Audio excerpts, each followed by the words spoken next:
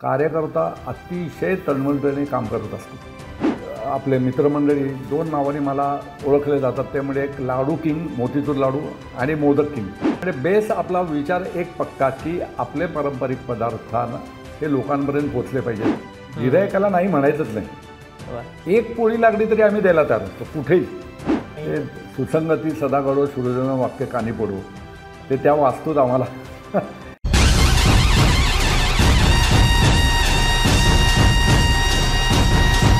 नमस्कार मंडळी, cosmic canvas studios प्रस्तुत उत्सव आणि मी पर्व दुसरे ग्लोबल गणेश फेस्टिवलच्या या नव्या कोऱ्या भागात मी अभिषेक विरकर तुमच्या सगळ्यांचं मनपूर्वक स्वागत करतो.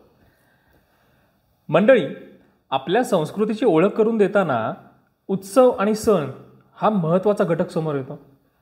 आणि उत्सवाचं वातावरण झालं की मग सगळ्यात महत्त्वाचा आणखी एक घटक समोर येतो, तो म्हणजे खाद्यसंस्कृती. बरोबर ना?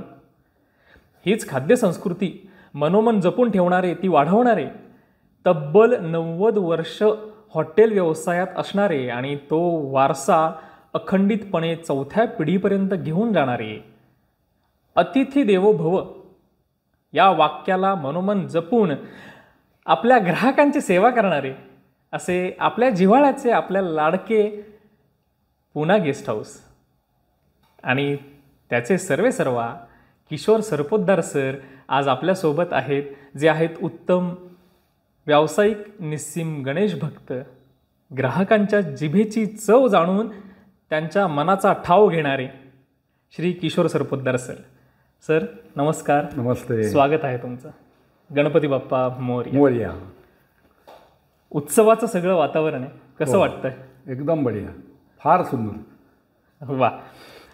सर एक जाणून घ्यायला ते आवडेल, म्हणजे पुणा गेस्ट हाऊस हे नाव ते कसं ठेवलं गेलं, त्याचा इतिहास काय, आणि मुळात 90 वर्ष म्हणजे बापरे, हा खूप मोठा प्रवास आहे. आणि ह्यात ते पुणं, आत्ताचं पुणं, तेव्हाचे उत्सव, आत्ताचे उत्सव, कसा फरक दिसतो? एकतर ह्या पुणा गेस्ट हाऊसची स्थापना माझे स्वर्गीय आजोबा नानासाहेब सरपोतदार यांनी केली. त्यांचा मुखपट तयार करायचा त्यांचा स्टुडिओ होता पेशवे पार्कला लागून. आणि खऱ्या अर्थाने दूरदर्शी असलेला माझे आजोबा होते. त्यावेळी त्यांनी 49 मुखपट तयार केले. पुण्यामध्ये त्यावेळेस 4 स्टुडिओ होते. एक आर्यन फिल्म स्टुडिओ, एक प्रभात टॉकीज, प्रभात स्टुडिओ, दादासाहेब तोरडे म्हणून होते, त्यांचा एक स्टुडिओ, आणि अजून एक होता. तर या 4ही स्टुडिओमध्ये येणारे जे कलाकार आहेत, तंत्रज्ञ आहेत, लेखक, दिग्दर्शक, या सर्वांना राहण्यासाठी, आणि त्याचबरोबर पुण्यामध्ये त्यावेळी औद्योगिकीकरण सुरू झालं होतं, शैक्षणिक संकुलं उभी राहत होती. ह्या सगळ्यांना राहण्यासाठी आणि आपल्या कुटुंबाचं 2 वेळचं उपजीविका चांगल्या पद्धतीने व्हावी म्हणून माझ्या आजोबांनी पुणा गेस्ट हाऊसची स्थापना केली. अरे, त्यांचे सहकारी प्रके आत्रे, गदी माडगुळकर, पु ल देशपांडे. तर त्यांच्या कल्पनेतून चिमणी आपल्या पक्ष्यांना अन्न भरवते तिच्या घरट्यामध्ये, असा तो लोगो आमचा आहे. आणि ह्याची कल्पना गदी माडगुळकरांची. अशा पद्धतीने ते. आणि माझे आजोबा जरा व्हिजनरी असल्यामुळे त्यांनी त्यावेळेस पुणा गेस्ट हाऊस हे नाव काळाप्रमाणे, त्यावेळेस इंग्रजांचा काळ होता आणि इंग्लिश हे सगळ्या जगाची भाषा होती. पर्यटक इंग्लिश जे फॉरेनर होते ते पुण्यात येत होते. ऐतिहासिक एक त्याला महत्त्व होतं पेशवाई काळापासून, म्हणून पुणा गेस्ट हाऊस हे नाव दिलं गेलं. अरे वा, कमाल. म्हणजे सेवा हा मनी नेहमी आहे. हां. आणि मुळात कलेची एक बरोबर आहे, कलेची स्पर्श आहे तो. ते त्यांचे धाकटे बंधू वाय.डी. सरपोतदार, ज्यांनी सोहराब मोदी आणि अनेक चित्रपट निर्मात्यांचे सिनेमॅटोग्राफर होते ते. अरे वा. त्यांच्या प्रत्येक चित्रपटाचा कॅमेरामन म्हणून स्टील फोटोग्राफी ते करायचे आणि डायरेक्टर म्हणून होते वाय.डी. सरपोतदार. हा कलेचा वारसा जपत असताना आपल्या ह्या कलाकारांचे जे काही अडचणी आहेत, त्यांना राहायची, निवासाची चांगली सोय व्हावी, त्यांना चांगलं जेवण मिळावं म्हणून माझ्या आजोबांनी पुणा गेस्ट हाऊस हे वाढवलं. आणि त्यावेळेस पेशवाईचा काळ होता. आता आपण जो विषय आहे की पेशवाईच्या काळापासूनचे असलेले अन्नपदार्थ, त्यावेळेस कोकणी जे काही किनारपट्टी आहे त्याचा थोडा प्रभाव होता, पेशवाईचा प्रभाव होता, मोगलाईचा प्रभाव होता. त्यामुळे त्यावेळेस त्यांनी पुन्हा रिफ्रेशमेंट हाऊस म्हणून सुरुवातीला त्यांनी रिफ्रेशमेंट हाऊस सुरू केलं. आणि मग त्याच्यात त्यांनी बाजीराव चिवडा, मस्तानी मिसळ असे विविध पदार्थ जे पारंपरिक होते त्यांना अशी नावं देऊन त्यांनी ते पॉप्युलराईज केले. आणि मग लवकरच त्यांनी डायनिंग हॉल सुरू केला. त्यावेळेस त्याला खानावळ म्हणायचं. खानावळ हा पॉप्युलर शब्द होता. थाळी सिस्टीम. मग सुरुवातीला पत्रावळीमध्ये सतरंजा होत्या. मग भारतीय बैठक. हां, भारतीय बैठक. मग पाट आले, ॲल्युमिनियमच्या थाळ्या आल्या, मग स्टीलची ताटं आली. असं ते स्थित्यंतर होत गेले. बदल परिवर्तन सगळे बघत गेलेले. पण माझ्या आजोबांनी बेस हा जो ठेवला तो आपला महाराष्ट्रीयन पारंपरिक पदार्थांचा ठेवला. वा. आणि चौथी पिढी ना तुमची? माझी तिसरी, माझा मुलगा आता जॉईन झाला ती चौथी पिढी, सनद सरपोतदार. अरे वा. अजूनही पुढची पिढी सांभाळते. हो, म्हणजे आपली परंपरा, म्हणजे बेस आपला विचार एक पक्का की आपले पारंपरिक पदार्थांना हे लोकांपर्यंत पोचले पाहिजेत. नवीन लोकांना जे आता पुण्याचं कसं कॉस्मोपॉलिटन पुणं आहे, त्यामुळे अमराठी लोक पुण्यात जास्तीत जास्त राहायला यायला लागले. त्यांना आपले पदार्थ माहिती व्हायला पाहिजेत, त्या चवीसकट. मग उत्सव काळात कसं असतं हे सगळं वातावरण? हां, तुम्ही चांगला प्रश्न विचारलात. काय होतं की एक काळ असा होता की ठराविक पदार्थ हे फक्त उत्सवाच्या दिवशीच तयार केले जायचे. उदाहरणार्थ पुरणपोळी ठराविक पिरियडमध्येच खाल्ली जाते. गुळाची पोळी, मोदक, श्रीखंड उन्हाळ्यात खाल्लं जायचं.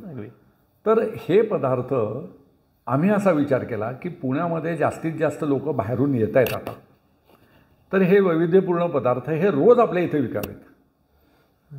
मसाले भात हा पूर्वी फक्त लग्न कार्यात, मुंजीमध्ये किंवा अशा काही वेळीच आपल्याला खायला मिळायचा. आळूची भाजी. पण मग आपण जसं इतर व्यावसायिक आहेत, इतर खाद्य व्यवसाय आहेत की त्यांचे पदार्थ हे रोज त्यांच्या हॉटेलमध्ये मिळतात. पंजाबी पदार्थ आहेत, रोज त्यांचे पदार्थ मिळतात. तसे आपले महाराष्ट्रीयन पारंपरिक पदार्थ हे प्लेट पद्धतीने का मिळू नयेत? मसाले भात, आळूची भाजी, थालीपीठ लोणी, दडपे पोहे, ही त्याच्या मागची मटार उसळ पुरी, मिसळ, उपासाची मिसळ, शेंगदाणा आमटी, हे जे पारंपरिक पदार्थ आहे, कोथिंबीर वडी, आळूवडी, उकडीचे मोदक, पुरणपोळी. आता तुम्ही सांगता तर एक्झॅक्टली की खूप वेळा असं वाटतं की का बरं पुरणपोळी, कटाची आमटी का नाही मिळू शकत? तर रोज आपल्या इथे मिळेल. अगदी असा तो प्रयत्न आम्ही केला. खऱ्या अर्थानं वर्षभर खाद्य संस्कृती जपतो आम्ही. एक्झॅक्टली. कारण असे चांगले पदार्थ खायला हे काही कुठला सण यायला पाहिजे असं नाही आहे. हो, अगदी अगदी अगदी. आता मध्यवर्ती भागातच आपला आहे पुणा गेस्ट हाऊस. उत्सव काळात अनेक मोठी मानाची मंडळं आहेत. हो. त्यानंतर छोटी मोठी सार्वजनिक गणेश मंडळं सुद्धा आहेत. ह्या सगळ्यांचा तुम्ही एक प्रवास बघत आलेला आहात, बघताय. तर त्यांचे असे कुठले अनुभव आहेत का की जे तुम्ही आम्हाला सांगू इच्छिता, न विसरण्यासारखे असे? हां, तर सुरुवातीला कसं होतं, काही वर्षांपूर्वी मी जेव्हा व्यवसायात आलो त्यावेळेला मला आठवतं आहे की अक्षरशः हिराबागेपासनची गणपती मंडळं ही वर्गणी मागायला यायची. आणि आम्हालाही आनंद असायचा की ती येत आहेत, चांगलं काम करतायत. सार्वजनिक मंडळे खरंच चांगलं काम त्याही वेळे करत होते, आत्ताही जास्त अधिक चांगल्या पद्धतीने करतात. नंतर तो ट्रेंड बदलत गेला आणि वर्गणी मागायची जी मंडळं होती तर ती पद्धत आता जवळजवळ नष्ट झाली. प्रत्येक मंडळ हे स्वावलंबी होत गेलेलं आहे आणि वर्गणीवर त्यांचं अवलंबून काही नाही आहे. तर ते जे कार्यकर्ते आहेत त्यांची आमची एक वर्षातून एकदा जी काही ओळख व्हायची, त्याच्यात एक त्यांच्याविषयी एक प्रेम असायचं की हा माणूस, हा कार्यकर्ता स्वतःचे सगळे उद्योगधंदे बाजूला ठेवून घर सांभाळून हा घराकडे दुर्लक्ष करून हा गणपती उत्सवासाठी अगदी राबत असतो. तो एक आनंदाची गोष्ट असायची. आणि लहान मोठी जी मंडळं आहेत ते गणेशोत्सवाच्या काळात आमच्याकडे खास करून सगळे जेवायला यायचे किंवा उशिरापर्यंत ते सांगायचे की आता आम्ही येतो आहे, आमच्यासाठी अमोघ ठेवून द्या. तर तो आनंद फार वेगळा असायचा. वा.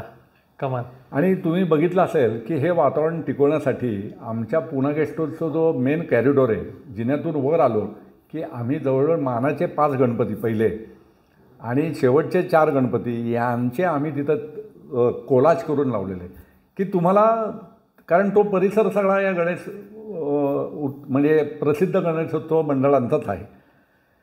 तर तिथं आल्यानंतर एक वेगळं लोकांना अनुभूती यायला पाहिजे. अगदी. त्यामुळे सगळ्यांना ते आपलं ठिकाण वाटतं. वा, कमाल. सगळ्यांना आपलं ठिकाण वाटतं तुम्ही म्हणालात आता.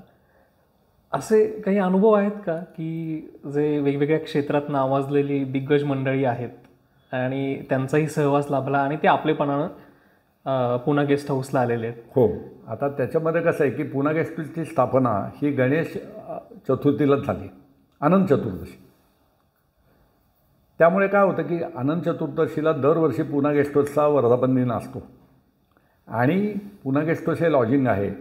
आमचा मूळ काका, आजोबा, वडील, चुलत भाऊ हे सगळे मराठी चित्रपट व्यवसायातले आणि त्यामुळे कलाकार आमच्या इथे राहायला असायचे.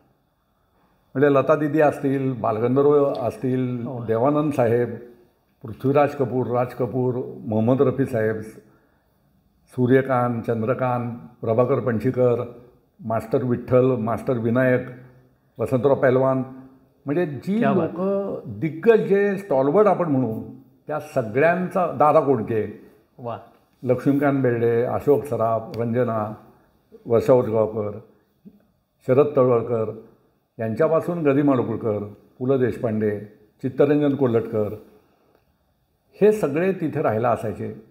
राजदत्त, नाव कोणी म्हणजे मराठी चित्रपट नाट्य सिनेसृष्टीतली कोणीही तुम्ही व्यक्ती घ्या ती आमच्या इथं राहायला असायची. जयश्री गडकर, उमा, सगळे. आणि ते जे आहे ना, मी लहानाचा मोठा या वातावरणात झालो. त्यांचं वास्तव्य तिथं असायचं.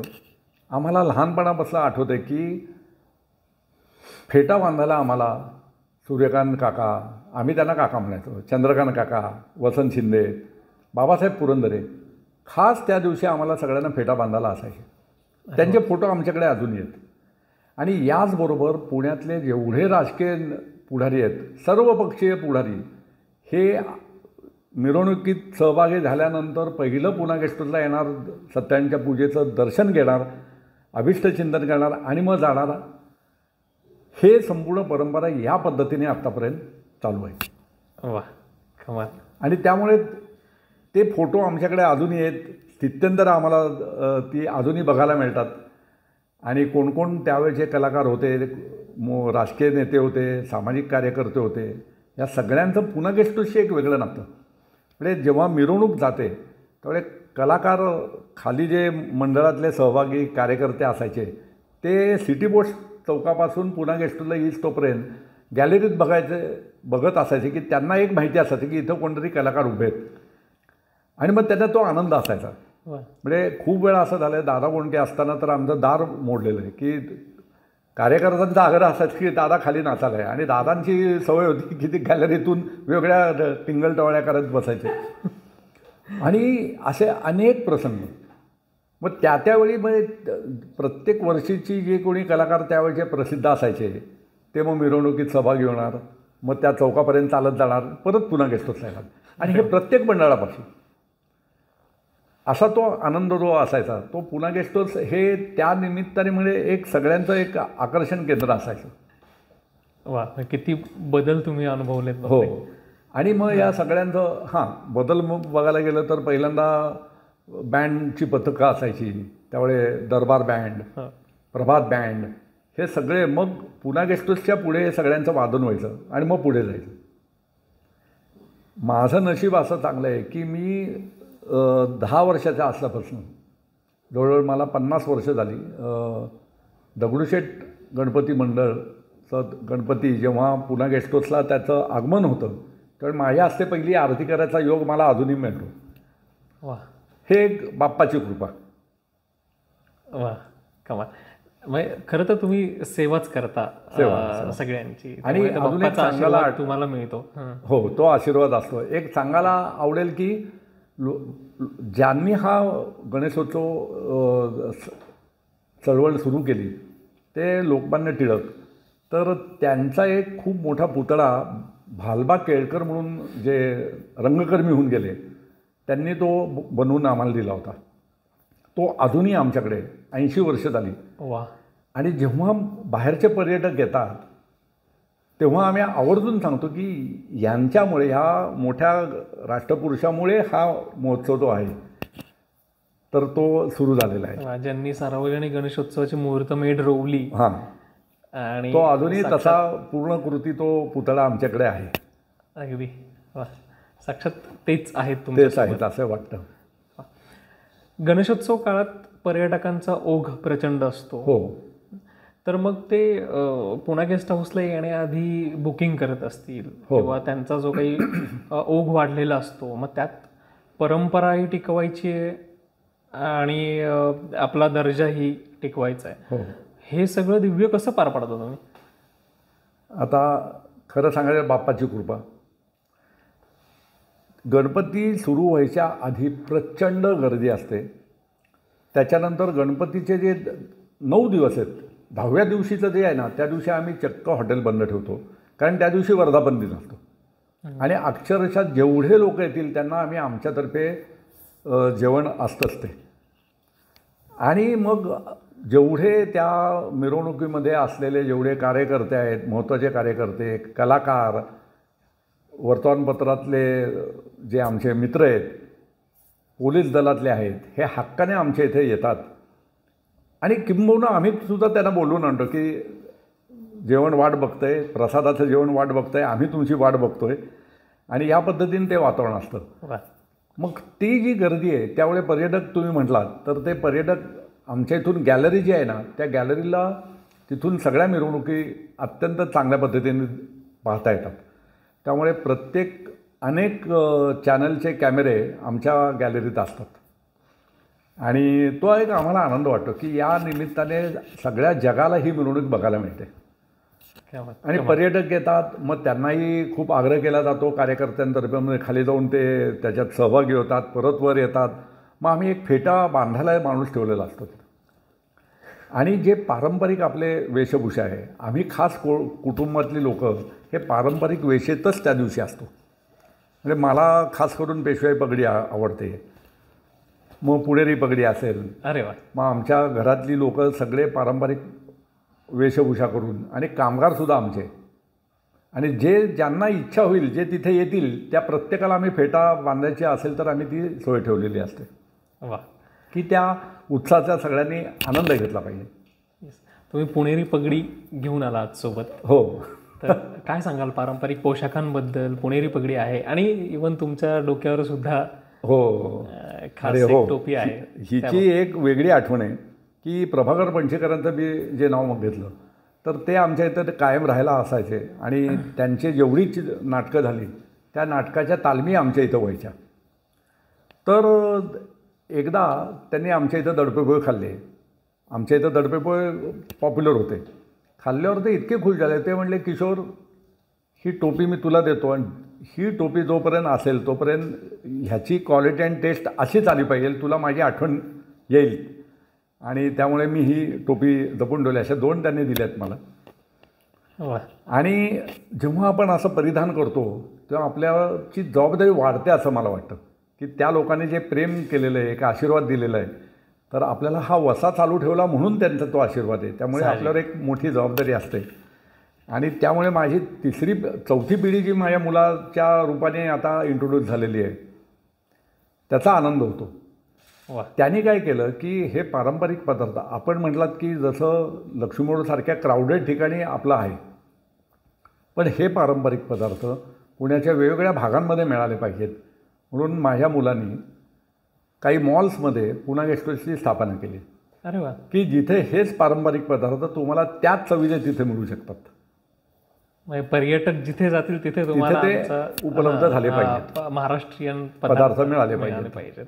बरोबर आहे. गणेशोत्सव काळात सगळीकडेच पारंपरिक पदार्थांचेच हे असते, तयार प्रत्येक घरोघरी होत असतात पदार्थ तयार. तर तुम्ही हे मेन्यू करत असता ज्यावेळी, त्यावेळी पर्यटकांना त्या मेनूंची, आपल्या महाराष्ट्रीयन पदार्थांची ओळख करून देता का? आणि ती कशा पद्धतीने करून देता? खूप वेळा आम्ही त्यांना म्हणजे वेगवेगळ्या माध्यमातून जेव्हा पर्यटक येतात तर त्यावेळेस आम्ही त्यांना आपलं थालीपीठ म्हणा, उकडीचे मोदक म्हणा यांचं प्रात्यक्षिक करून दाखवतो. वा. आता भाकरी पिठलं आहे आमच्या इथं, तर भाकरी हे मिलेटयुक्त आहे आणि मिलेटचा आता खूप क्रेज आहे. तर हे आम्ही तिथं त्यांना करून दाखवतो. त्यांना सगळं घटक पदार्थ सांगतो की याचा कसा आपल्याला आरोग्यदायी हे पदार्थ आहेत आणि याचा आपल्याला उपयोग कसा आहे, का हे महत्त्वपूर्ण आहेत आपल्या आहारात. त्याचा एक वेगळा आनंद असतो आणि ते ना संपूर्ण माहिती करून घेतात. ह्याचा खूप आनंद होतो. वा. सर, उकडीचे मोदक फेमस हो. गेले बरेच वर्ष उकडीचे मोदक तयार होतात, त्याच्याबद्दल काय सांगाल? मला 2 नावं काही आपले मित्रमंडळी 2 नावाने मला ओळखले जातात. ते म्हणजे एक लाडू किंग, मोतीचूर लाडू आणि मोदक किंग. वा. त्याचं कारण असं आहे, हे बघा, जेव्हा मी या व्यवसायात आलो तर 3री पिढी आहे, तर मला काहीतरी भव्यदिव्य केल्याशिवाय, मी सिद्ध झाल्याशिवाय मला कोणी मान्य करणार नाही आहे. मग काहीतरी नवीन आपण काहीतरी इनोव्हेटिव्ह करायला पाहिजे. म्हणून मी असं एक ओळखून काढलं की आपण उकडीचे मोदक जे बाप्पाला आवडतात ते कोणीही बनवायचं नाही ते. म्हणून 1989 साली मी उकडीचे मोदक करायला सुरुवात केली आणि पाट्या लावल्या, आमच्या इथे लावल्या आणि काही नजीकच्या दुकानांमध्ये लावल्या की येथे दररोज हातवणीचे उकडीचे मोदक मिळतील.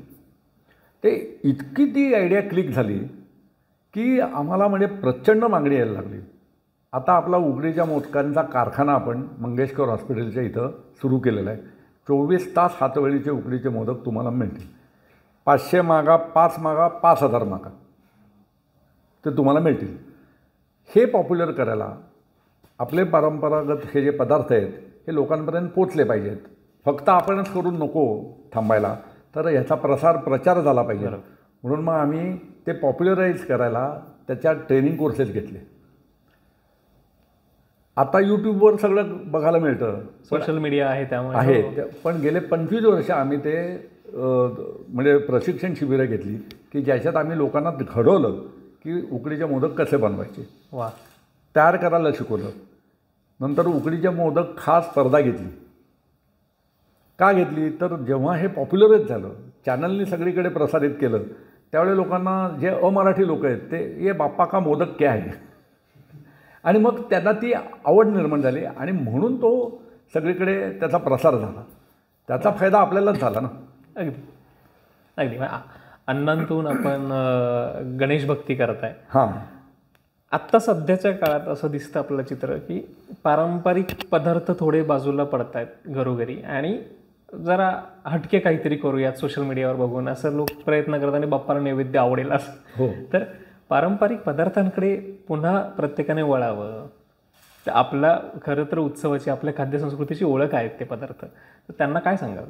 मी माझं ऑब्झर्वेशन वेगळं आहे की उलट पारंपरिक पदार्थ हे त्या चवीने तर आता त्यांचं म्हणजे खूप त्याला डिमांड आहेच आपल्या इथे, परदेशात. आणि एक इतकी चांगली सोय झालेली आहे की ज्या सर्व्हिस डिलिव्हरी बॉईज किंवा त्या एजन्सीज आहेत ना, त्यामुळे तुम्हाला कुठल्याही कानाकोपऱ्यात ते पारंपरिक पदार्थ मिळू शकतात. हा एक विषय. आता राहिला तुमचा तो प्रश्न आहे की हे पॉप्युलराईज म्हणजे याची लोकप्रियता टिकून कशी ठेवायची, तर त्याला आपण फ्युजन केटरिंग त्याला म्हणू किंवा फ्युजन प्रकारे, म्हणजे उदाहरणार्थ थालीपीठ आहे तर चीज थालीपीठ, शेजवान थालीपीठ, असे वेगवेगळे पदार्थ आपण करत राहिलो ना, तर त्याचं ओरिजिनल ते टिकून म्हणजे आपल्याला तो डिमांड क्रिएट करावा लागेल. ती टेस्ट डेव्हलप केली की 100% ते. आता दडपे पोहे बघा, जेव्हा आम्ही सुरू केले त्या लोकांना माहीत नव्हतं. आज पुण्यात अनेक ठिकाणी फक्त दडपे पोहेवर चालणाऱ्या गाड्या आहेत. बरोबर. हां, मग त्या प्रत्येकाच्यात तुम्ही थोडंसं नाविन्यपणा आणलात ना की ते, जसं मोमोज. आज मोमोज काही रेटला आपण विकत घेऊ शकतो. मग आपले उकडीचे मोदक का नाहीत, तर उकडीचे मोदक असे दारोदारी विकणारे सुद्धा लोक तयार झालेले आहेत आता. आणि हेच आपल्याला हवं आहे. अगदी अगदी खरं आहे. तरच संस्कृती आपली. आणि मग आम्ही त्याच्यावर अजून एक थोडीशी आयडिया अशी केली की हे पदार्थ लोकांना अजून आवडावेत म्हणून कॉम्बो सुरू केले. म्हणजे थालीपीठ, दहीवडा, उकडीचे मोदक कॉम्बो. लोकांना नेमका हवं आहे. लोकांना पूर्ण थाळी खायची नाही आहे, पण हे नेमके 3 पदार्थ हवेत. अच्छा. मग असे कॉम्बोज सुरू केले आणि ते कमालीच्या बाहेर पॉप्युलर झाले. ही आयडिया, पुरणपोळी कटाची आमटी. तुम्हाला पुरणपोळी खावीशी वाटते, रात्री 9 वाजता असं वाटलं की पुरणपोळी कटाची आमटी खायची. श्रीखंड, पुरी, पिवळी बटाटा भाजी आणि नारळाची चटणी खायची. आमच्याकडे मिळतं ते. वा. तर असे कॉम्बोज तयार केले की पूर्ण थाळी खायची गरज नाही आहे. आणि मला वाटतं की आमचं एकमेव हॉटेल असं आहे की जिथं थाळीबरोबर हे सगळे स्नॅक्स आणि कॉम्बोज मिळतात. वा. मग ही आपली उत्सवातली खाद्य संस्कृतीसुद्धा टिकवण्यासाठी हां, आणि व्यवसायांना हातभार लावण्यासाठी प्रत्येकानं, म्हणजे स्थानिक नागरिक असतील, गणेश मंडळातले कार्यकर्ते असतील, या प्रत्येकानं कसा हातभार लावला पाहिजे? नाही, या सगळ्या ह्याच्यात आम्ही काय करतो की ज्यांना समजा आमचे जे पदार्थ आहेत, ज्यांना हवे त्यांना आम्ही ते सप्लाय करतो. कुठल्याही याला आम्ही विचार करतो की आपल्या माध्यमातून रोजगार किती तयार होतो आहे. जसं आज उकडीचे मोदक तयार करताना 25-25 हजार उकडीचे मोदक हातवणीचे लागतात. मग आम्ही लोकांना तयार केले ना, त्या लोकांकडनं आम्ही ते विकत घेतो आणि त्यांना ते मार्केट तयार करून देतो. असेच इतर आपले जे पदार्थ आहेत पारंपरिक, या सगळ्यांना आम्ही हाच विचार करतो की त्याच्यात पॅकेजिंग आलं. आणि पुण्याचा विस्तार एवढा अफाट झालेला आहे ना, हो. की त्यामुळे सगळीकडे आपण, आणि पॉप्युलेशन आहे, डिमांड आहे, तर त्यामुळे आम्ही तो विचार करतो की आपल्यामुळे रोजगार कसा तयार होईल. वा. हाही तो विचार करतो. रोजगाराची संधी उपलब्ध करून देता तुम्ही हां. इतरांना. वा, कमाल कमाल. खरंच म्हणून समाज पुढे जातो. हो. आणि आपला एकमेकांना हातभार असावा. नक्कीच नक्कीच. आणि आनंद तो वेगळाच असतो. सहभागातून आपण जेव्हा काही गोष्टी करतो ना, त्याचाच आनंद खूप वेगळा असतो. बरं. आता गणेशोत्सवाच्या काळात वेगवेगळ्या पार्श्वभूमीचे लोक येतात. हो, तर ते लोक पुन्हा गेस्ट हाऊसला सुद्धा येतात. हो.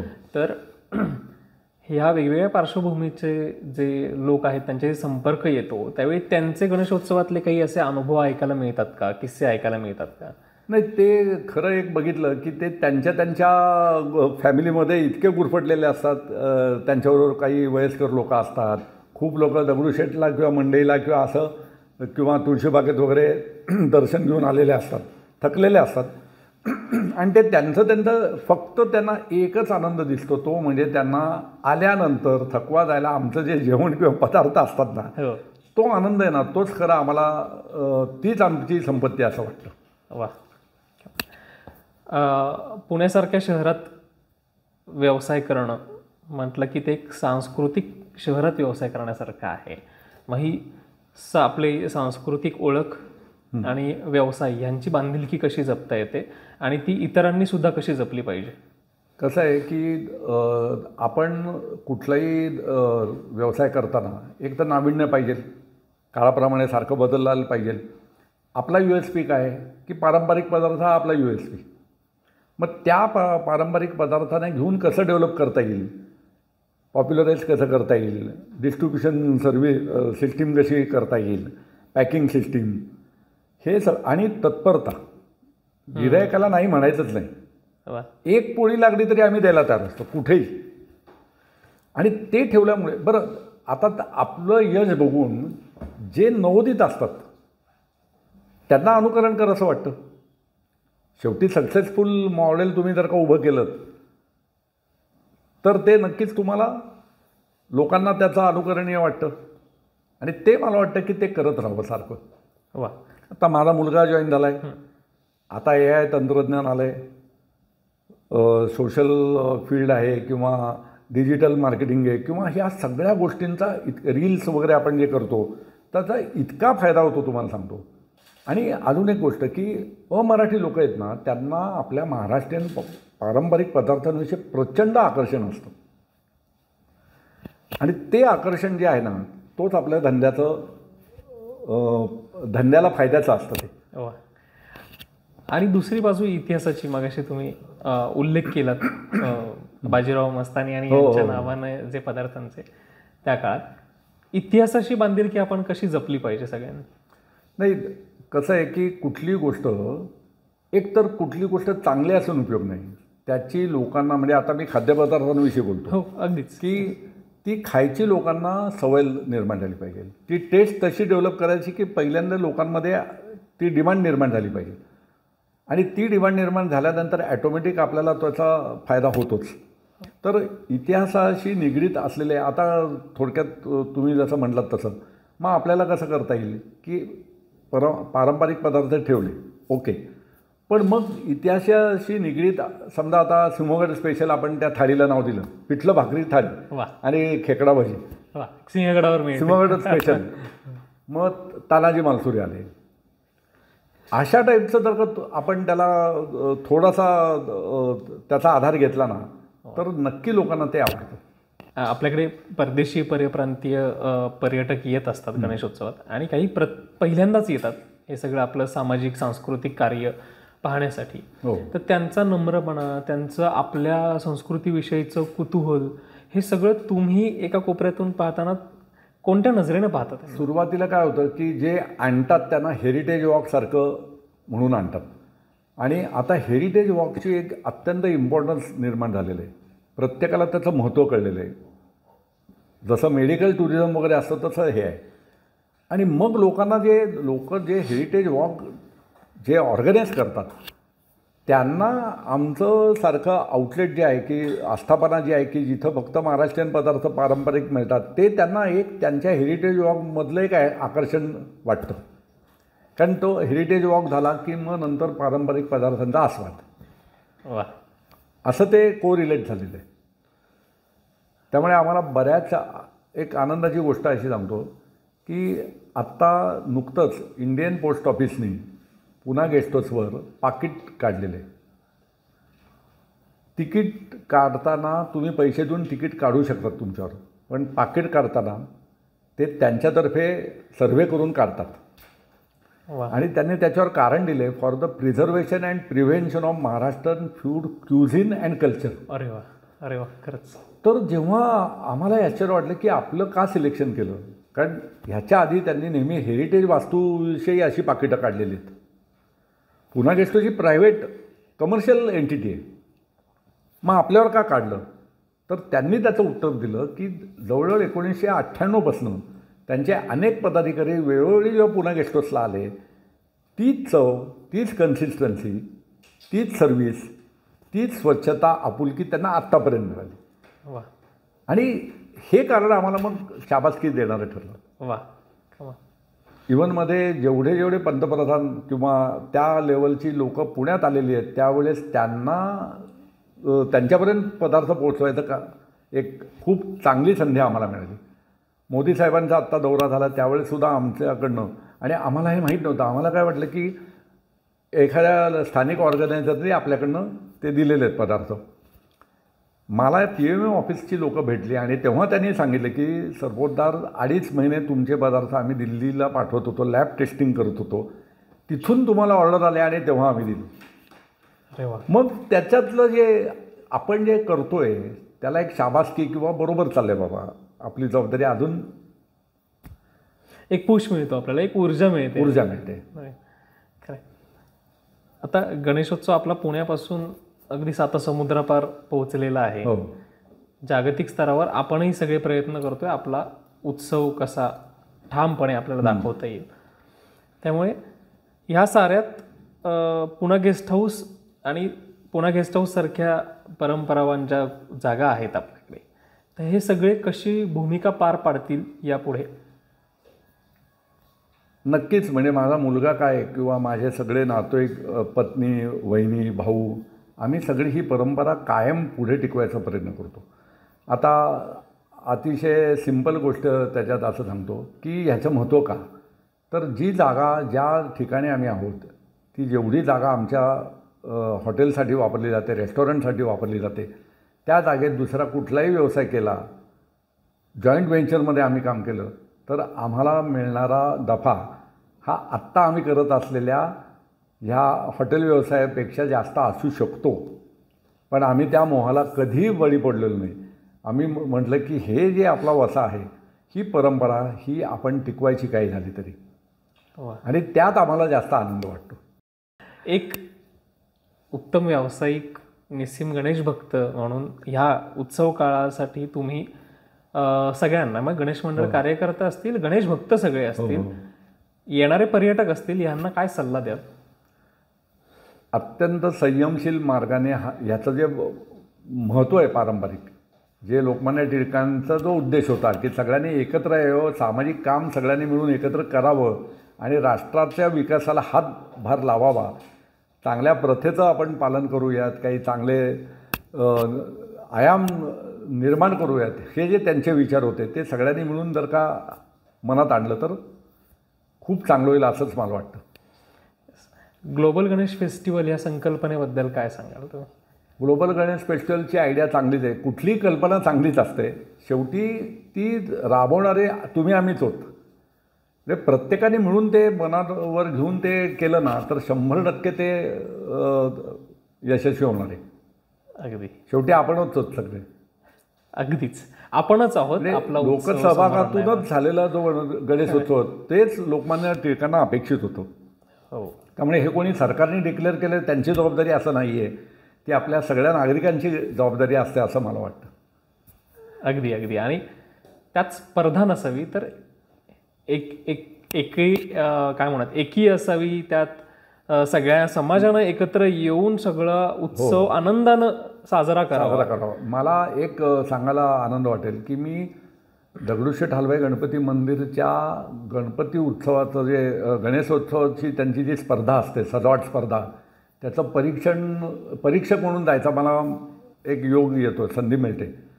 त्यावेळी मी अनेक मंडळांना जेव्हा जाऊन भेटी देतो तेव्हा मला अक्षरशः वेगवेगळ्या सोसायट्यांमध्ये किंवा त्या मंडळांमध्ये गेल्यानंतर लक्षात येतं कार्यकर्ता अतिशय तळमळीने काम करत असतो आणि खरोखर ती जी संस्कृती टिकवायचं काम आहे हे या कार्यकर्त्यांनी केलेली आहे आणि त्याचा एक सहभाग व्हायचा आपल्याला एक संधी मिळते, याचा आनंद खूप अजून चांगला होतो. स्नेहमंच याबद्दल काय सांगा?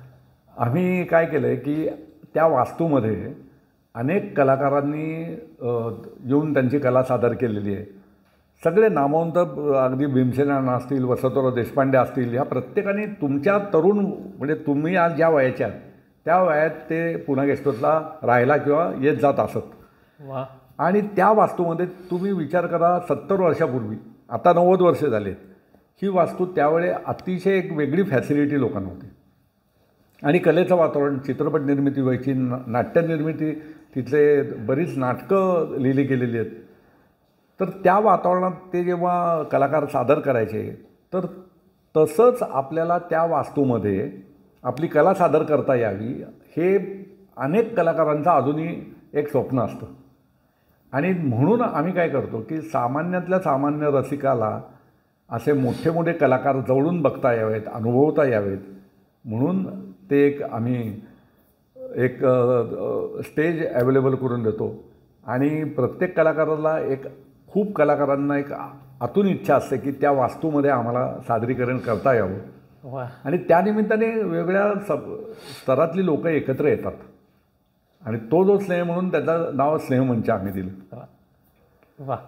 स्नेहमंच नावातच सारं काही आलेलं आहे. त्या वास्तूमध्ये रमेशदेव सिंहाचा साखरपुडा झालेला आहे, अनेक लोकांचे विवाह तिथं झालेले आहेत. वा, क्या बात. अर्थात म्हणजे गणपती बाप्पामुळेच हे सगळं शक्य आहे.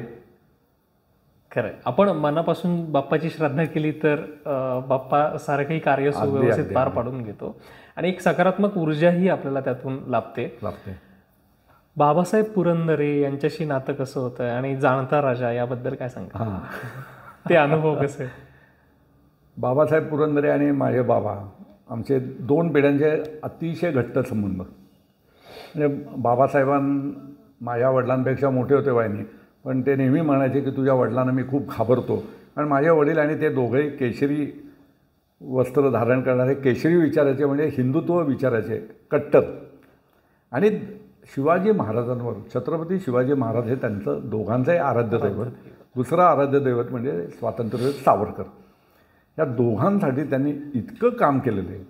तर जाणता राजाच्या प्रयोगांच्या वेळी लातूर, उदगीर, महाराष्ट्रात जिथं जिथं व्हायचे तिथे माझे वडील खास मला त्यांच्याबरोबर पाठवायचे की तू बाबाची सेवा कर. आणि त्याचबरोबर केटरिंगची व्यवस्था माझ्याकडे असायची. वा. त्यामुळे मला त्यांच्या आग्रहावरनं काही वेळा राज्याभिषेकाच्या वेळेस शिवाजी महाराजांचा भूमिका करायचा योग आला आणि मला त्यावेळे मेकअप आमचा विक्रम गायकवाड केलेला आहे. हे केवळ त्याच्यामुळे दिग्गजांचा सहवास लाभणं आणि ते सुसंगती सदा घडो सूर्यजन वाक्य कानी पडो ते त्या वास्तूत आम्हाला आणि ह्या आईवडिलांच्या पोटी जन्म घेतला हेच माझं भाग्य. क्या बात. म्हणजे इतक्या दिग्गजांचा सहवास लाभला आहे हा विचार करून भारी वाटतंय मलाही. लता मंगेशकर, लता दिदींचं त्यांचे अनुभव सांगा. त्यांचं पत्र लता दिदींनी म्हणजे त्या जायच्या आधी 1 वर्ष असेल साधारण मला आनंद चतुर्दशीलाच शुभेच्छा द्यायला फोन केला. त्यांचा फोन आला होता लँडलाईनवरनं. त्यामुळे मला आधी कळलंच नाही की मला वाटलं कॉल सेंटरचा फोन येतो. मी एकदा बंद केला, परत आला, चुकून मी तो घेतला आणि तिथून तो विश्वविख्यात व्यक्तीचा आवाज, माझं नाव विचारलं आणि मी बोलते मला सुचेना काही. मी ताबडतोब एकच सुचलं की रेकॉर्डिंग सुरू केलं मी लगेच. तो कॉल माझ्याकडे रेकॉर्डेड आहे. 55 मिनटं त्या माझ्याशी बोलत होत्या आणि त्यावेळेच्या सगळ्या आठवणी, पुन्हा गेस्टूरला कसं त्यांचं बालपण गेलं, मंगेशकर कुटुंबियांचा कसा स्नेह होता सरपोतदारांशी आणि अजून तो कसा आहे. आणि त्यांनी विचारलं की माझ्याकडनं तुम्हाला काही हवं आहे का. म्हटलं दीदी फक्त आशीर्वाद हवेत. पण आणि नंतर मलाच वाटायला लागलं की त्या आपण असा विचार करू की इतक्या वेळ त्या बोलत आहेत. म्हटलं दीदी मी नंतर तुम्हाला फोन करतो. आणि मग त्यांनी मला एक पत्र लिहून पाठवलं. हॉस्पिटलमध्ये ॲडमिट व्हायच्या आधी त्यांनी एक पत्र लिहून ते आमच्या इथं लावलेलं आहे आम्ही. म्हणजे त्या व्यक्तीचं मोठेपणा की इतक्या मोठ्या व्यक्तींनी माझ्यासारख्या लहान मी त्यांना फोन करून त्रास देणं, दीदी ओळखलं का, दीदी असं का, मी सरपोतदारांचा नातू वगैरे, तर गोष्ट वेगळी आहे त्या माझ्याशी 2 शब्द बोलणं. पण त्यांनी फोन करून म्हणजे किती मोठेपणा असावा की संबंध कसे टिकवायचे. तसंच त्यांनी माझ्या वडिलांना केशरी रंगाची टोपी दिली होती कारण त्याही सावरकर भक्त. त्यांनी मला घड्याळ दिलं होतं. जेव्हा दीनानाथ मंगेशकर हॉस्पिटलचं उद्घाटन झालं त्यावेळी माझ्याकडे केटरिंगची व्यवस्था होती. मग मला त्याआधी खास बोलून ते घड्याळ दिलं. मला म्हटलं मी अगदी साधं आहे. म्हटलं अहो म्हणजे आता त्यांनी त्यांच्या हाताने ते बांधलं, ते माझ्याकडे अजूनही आहे. माझ्या बायकोला मुहूर्तमणी दिला. असं काय म्हणजे अफाट प्रेम. आणि नेहमी त्या मला मुंबईला मी त्यांना मोतीचूर लाडू पाठवायचो, उकडीचे मोदक पाठवायचो. आशा भोसले जी आमच्याकडनं अळूभाजी न्यायच्या. बाबासाहेब पुरंदरेंचा जेव्हा 100वा वाढदिवस झाला त्यावेळेस आशाताईंनी 100वा वाढदिवस आपल्या शिवसृष्टीमध्ये होणार होता, 99 वर्ष. त्यामुळे केटरिंग माझ्याकडे बाबासाहेबांचं असलं की आमच्याशिवाय कुठे ते सांगायचंच नाही. मला आठवते की बाबासाहेबांची आवड असायची की जगाने तूप वाढायचं, पुरणपोळी जगाने तूप किंवा तांब्याने. तर आशाताई संयोजकांना म्हटल्या की मी काही जेवणार नाही, मी निघून जाणार. बरं जेवण कोणाचं आहे, त्या म्हटल्या सरपोतदार. मग मी जेवणार आणि डबा घेऊन जाणार. आणि त्यांनी ते केलं तसं. म्हणजे असे अनेक प्रसंग आता सांगायला गेलो तर खूप आहे. नाना पाटेकरांचा पण संबंध, नाना पाटेकरांचं त्यांचे प्रसंग. माफीचा साक्षीदारच्या वेळी नाना पाटेकर आपल्या इथं राहायला होते आणि नाना नुकताच त्यावेळेस प्रायोगिक नाट्य म्हणजे रंगभूमीवरनं त्याचं पदार्पण झालं आणि रालदत्त हे जे होते हे आमच्या इथं राहायला असायचे. तर त्या माफीचा साक्षीदार या चित्रपटाचे दिग्दर्शक. त्यामुळे हे सगळं युनिट राहायला होतं आणि नाना त्यावेळेस मुलं गोळा करायची होती. 150हून अधिक मुलं मुली, कारण अभिनव विद्यार्थी दाखवायला अभिनव कॉलेजचे. रोज सिंहगडला शूटिंगला जावं लागायचं. मला सांगितल्यावर मी सगळ्या क्लासेस आणि कॉलेजेस तर त्यामुळे सगळेजण एकमेकांच्या वेगळ्या इच्छेने यायचे तिथं. रोज सकाळी गाड्या यायच्या, मग आम्ही जायचो आणि त्यावेळी नानाचा इतका अप्रतिम सहवास. मूर्तिमंत म्हणजे तो जो कलाकार म्हणून अफाट. आणि त्यावेळची मैत्री त्यांनी अजूनही टिकवली.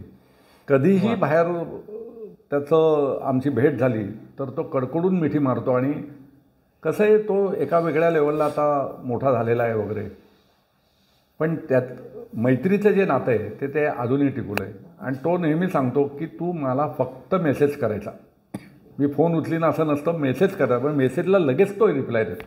एक मोठेपण त्याचं. माणूस पण मोठे पण नक्कीच. प्रत्येक व्यक्तीला लाभावते. हो. आमच्या इथं मधू आपटे राहायला होते, त्यांचं निधन आमच्या इथं झालं. म्हणजे आमच्या इथं ते पुन्हा गेस्तो जे कलाकाराचं माहेरभर किंवा आजोळ ही ओळख जी निर्माण झाली ती त्यात योगदान माझ्या वडिलांचं खूप आहे. अनेक कलाकारांचा शेवट आमच्या इथं झाला की कुठेही त्यावेळेस फार चांगले असं परिस्थिती नसायची, पण हक्काचं घर म्हणून आमच्या इथे येऊन राहायची. वा कमाल. आता एक अगदी शेवटचा माझा नेहमीचा एक प्रश्न प्रत्येकाला असतो, म्हणजे बाप्पाला तुमचं मागणं काय? मला तन मन धन ह्यानी परिपूर्ण कर आणि हे सर्व समाजाप्रती मला द्यायची संधी मिळो आणि माझ्याकडनं ते करून घे, वास. एवढीच मला मागणी आहे. वा कमाल. खूप छान गप्पा झाल्या. थोडक्यात काय तर संस्कृतीच्या सगळ्या बाजू जपूयात, गणेशोत्सव वर घेऊन जाऊयात. तन मन धन या घटकांना आपण छान मस्त कणखर बनवू आणि शाबूत ठेवू छान. आणि बाप्पाकडे प्रार्थना करूयात की बाप्पा असाच कायम आशीर्वादाचा हात डोईवर ठेव आणि प्रत्येकाच्या हातून प्रत्येक व्यक्तीची सेवा घडव. सर खूप छान गप्पा झाल्या. आणि मला तुमचं अभिनंदन करावंसं वाटतं की तुम्ही तरुण पिढीने आज हा जो उपक्रम तुम्ही राबवताय आणि जुन्या आमच्यासारख्या लोकांकडनं माहिती करून घेऊन ते लोकांपर्यंत पोचवत आहे, त्याबद्दल मला तुमचं अभिनंदन करावंसं वाटतं आणि आभार मानावंसं वाटतं समाजाच्या दृष्टीने. Thank you so much. मंडळी धन्यवाद. Ganpati Bappa Morya. Cosmic canvas studios presents Utsav Aani Mi season 2 sponsored by global Ganesh festival. Associate and gifting partner Tikdam. Step into style, one tick at a time. Studio partner Saarth productions. Camera equipment partner Yugantar studios. Utsav Aani Mi created by cosmic canvas studios. Thank you.